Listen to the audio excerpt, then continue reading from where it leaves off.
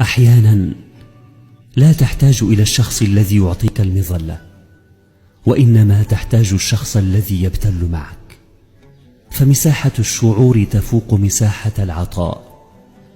من يشتري خاطرك اشتريه بعمرك وأنت الكسبان.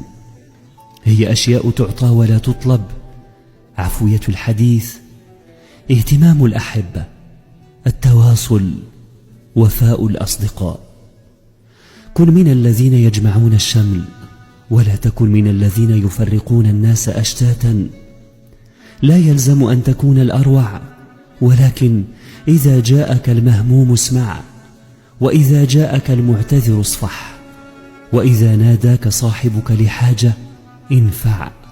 وحتى إذا حصدت شوكا يكفيك أنك للورد تزرع. تعلموا العطاء حتى في ظروفكم الخانقة.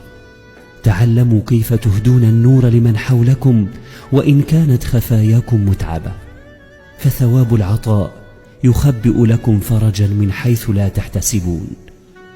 اللهم اجعلنا مفاتيح للخير مغاليق للشر. سلام عليكم.